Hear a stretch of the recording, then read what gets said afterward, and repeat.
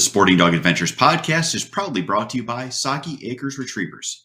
Whether you're looking for a black, yellow, or chocolate Labrador Retriever puppy, please check out our website for more information at www.sagiacres.com.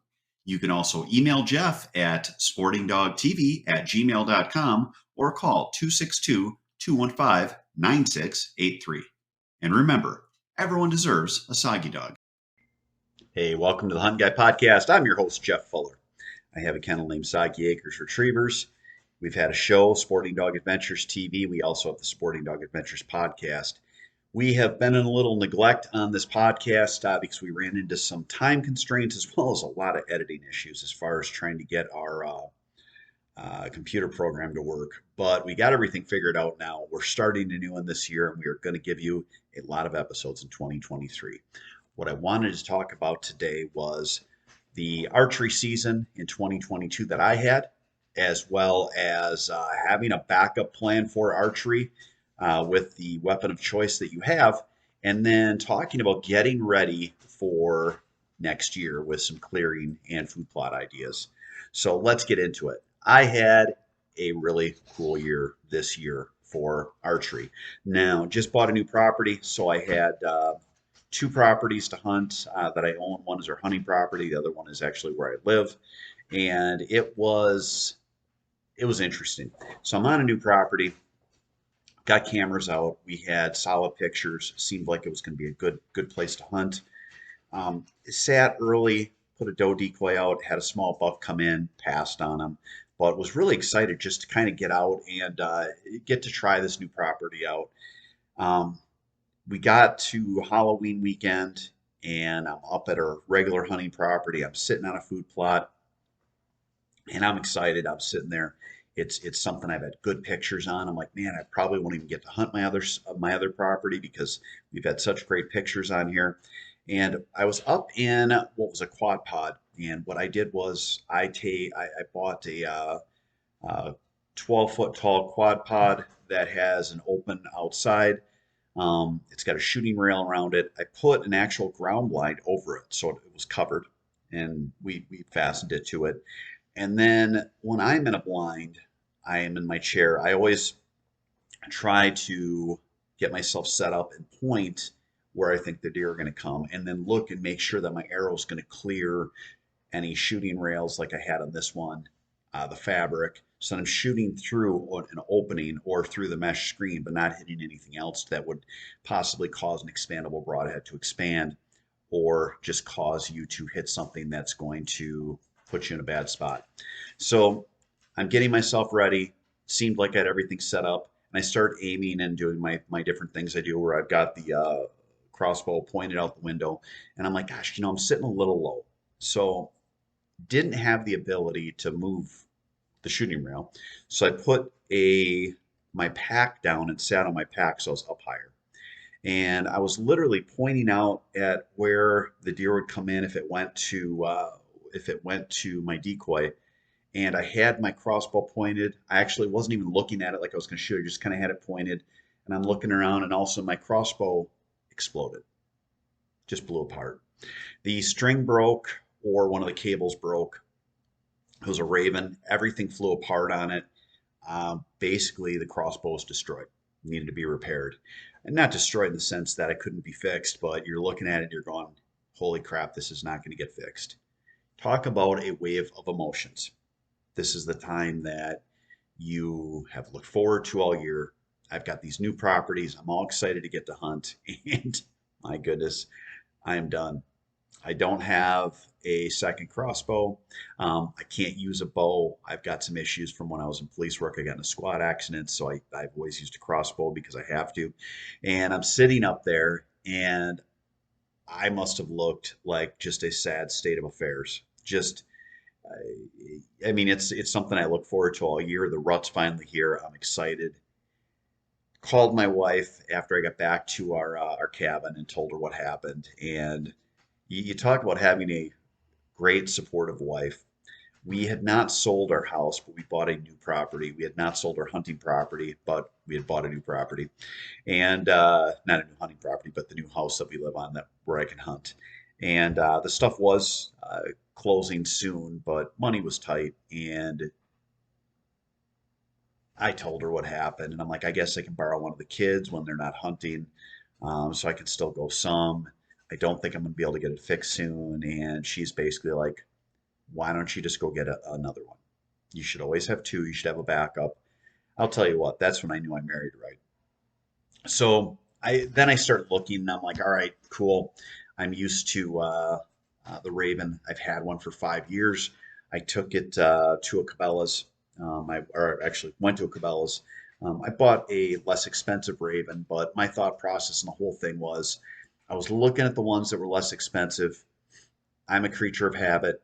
My backup shotguns are always where they're the same shotgun. It's nice to know where the safety is, cocky mechanism, having the right arrows, can use the same broadhead. So I just made the decision that it was a little bit more than what I wanted to spend, but I would get another of the same brand. As I'm talking to the guy, I told him what happened. He said, you know, that's a warranty issue. Mind you, I've had this thing for 5 years or almost 5 years, and I didn't know what the warranties were on it. He's like, yeah, bring it in, we'll get it fixed. Kind of tongue in cheek, I'm like, okay, I'll bring it in. Like, I got to get it fixed anyway. And I'm thinking, well, they're just getting the business from me. It's not going to be a warranty issue, but it will get fixed. Uh, it's got that particular crossbow has a string, and then it's got two cables. The string was completely gone. The part that holds the string where you cock it back was blown apart. Parts were missing, and the one cable on one side was gone. I didn't know if the limbs were fractured at all. One was still cocked in. The other one was completely out.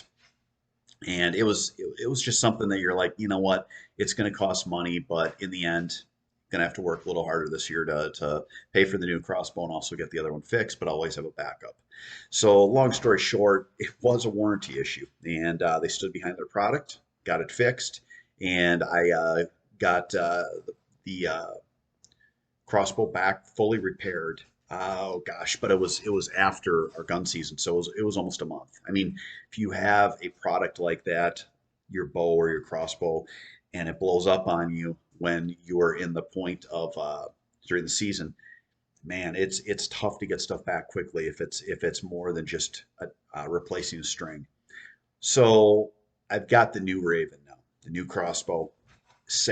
Went out that night. It's funny because I had cameras, my cameras. I went from my hunting property back to my house where I can hunt, and I've got my little range set up for shooting my crossbow.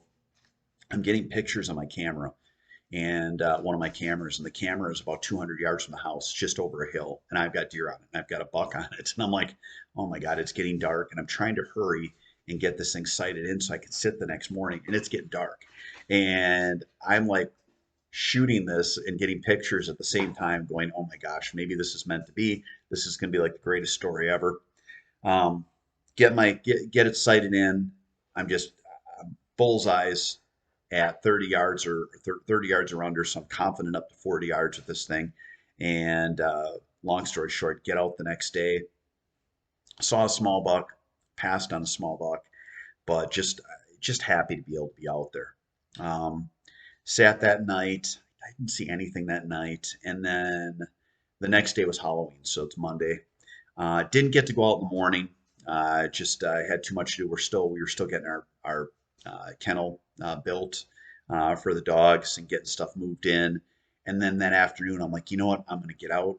I've got a good wind for a certain stand I like.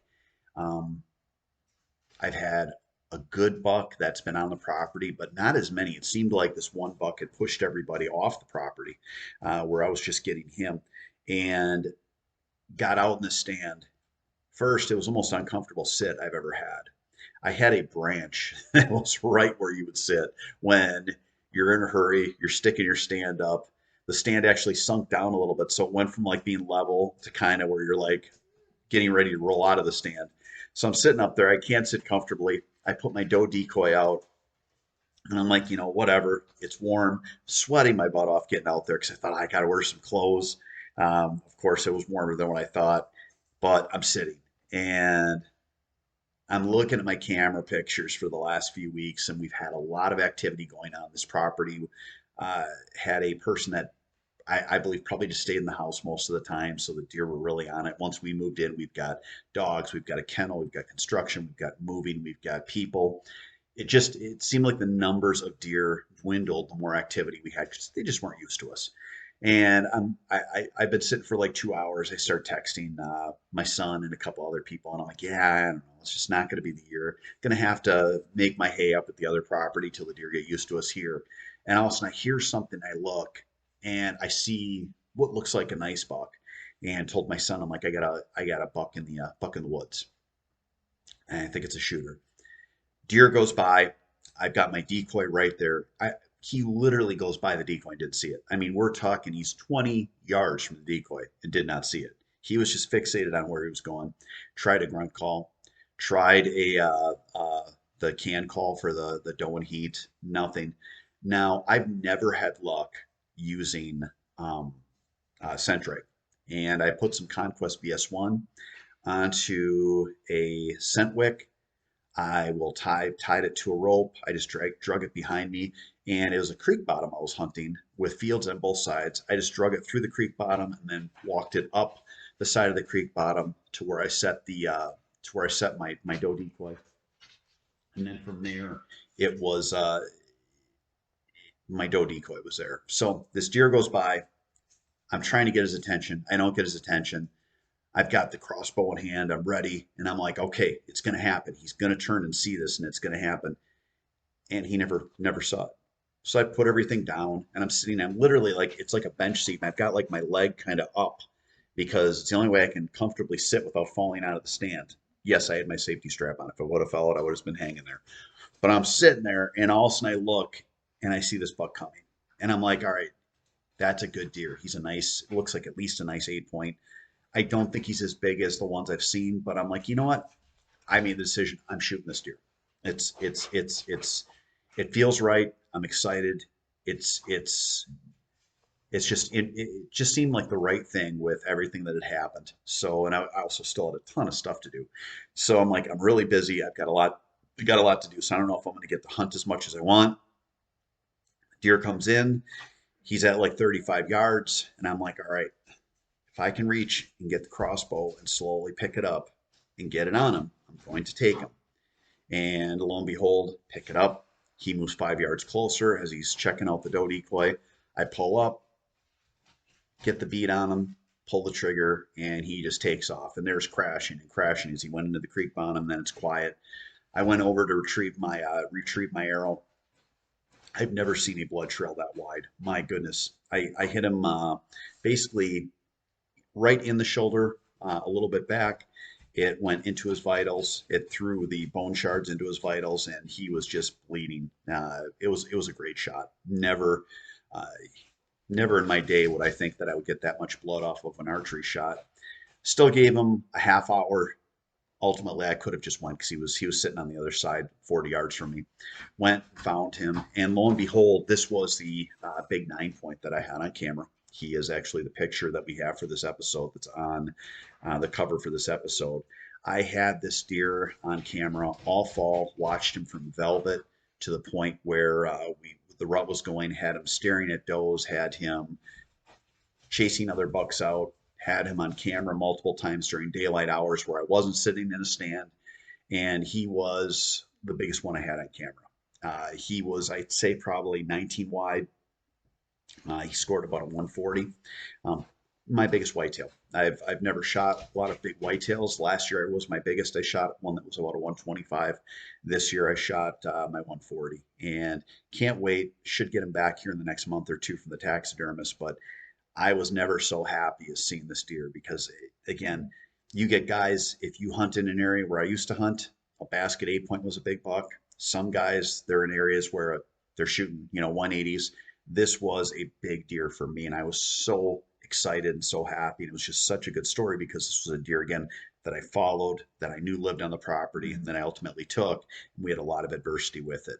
So we had a great archery season. Wisconsin, you only get one tag. We didn't need does because my son and I had gone elk hunting this year, both taken a nice bull.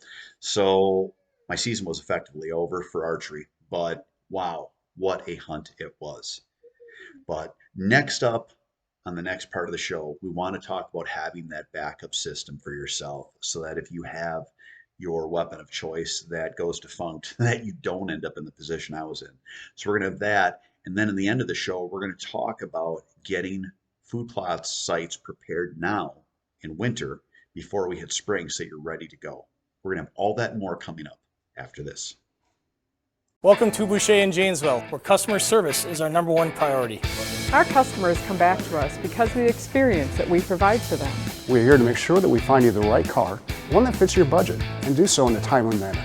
When we say we ride with you every mile, it means we care about you and how you are treated. Estamos con personal que habla español en los departamentos de servicio y venta. Our certified technicians are here to help you with all your service needs. Visit us today at boucher.com.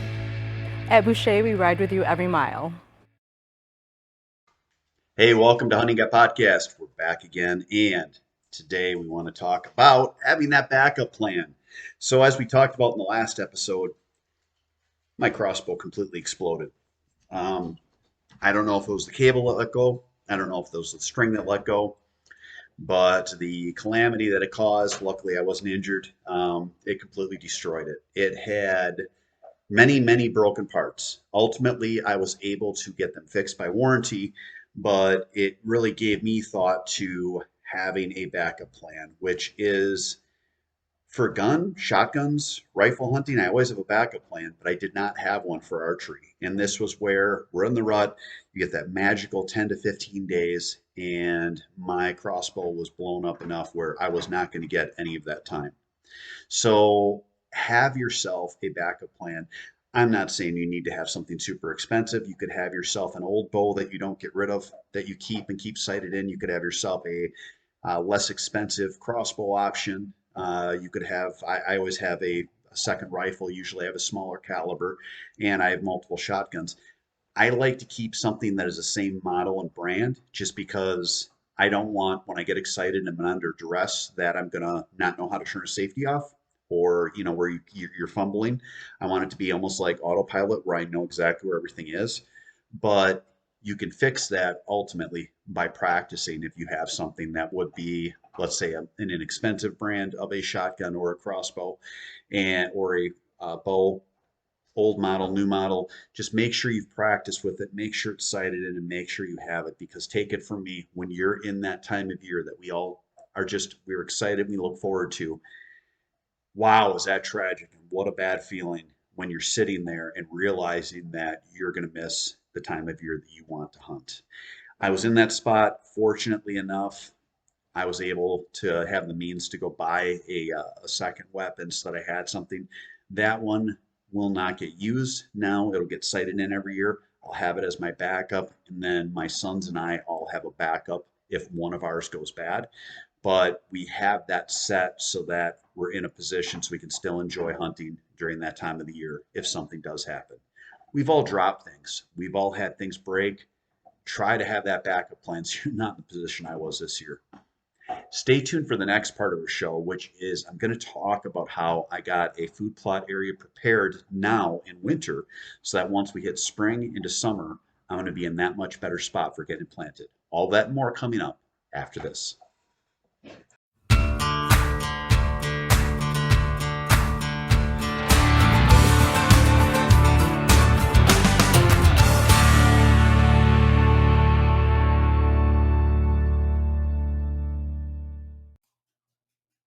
If you love the shooting sports like I do, you need to check out our friends at Mech Outdoors. They have fantastic products, whether you're looking at shot shell or metallic reloading, or you want to get yourself a clay thrower so you can practice up for the season. For more information, check out their website at mechoutdoors.com. Hey, welcome back to the last part of the Hunt Guy podcast today. We are going to talk about what I did to make my food plot setups better next year. Maybe I'm a little excited. It's a new property. I had an area that I wanted to get cleared. I wanted to get the weeds out of, and I wanted to have it set so that it could be a great plot for me next year. What did I do? I actually cleared it at the end of the season. I waited till winter, I went in, had a lot of weeds, and I'm talking those green little sticker weeds that now are dead, and they're brown little sticker weeds, but they're about chest high. It was loaded with that. And I'm like, you know what? I'm going to get in there. They're going to get put in the ground. They're going to green up. Then I can do a kill on it with an herbicide. But why not get it in now so that that stuff greens up weeks earlier than if I cleared it, tilled it, and got everything in there. The other thing that I had to do, it was an area that had a lot of box elder trees that were, oh, 2 inches to 3 inches in diameter to up to maybe about 10 inches in diameter. I wanted to clear those out so I could make it bigger, not necessarily for an area to plant, but so sun could get in because they were grown out over the area where the crop will be.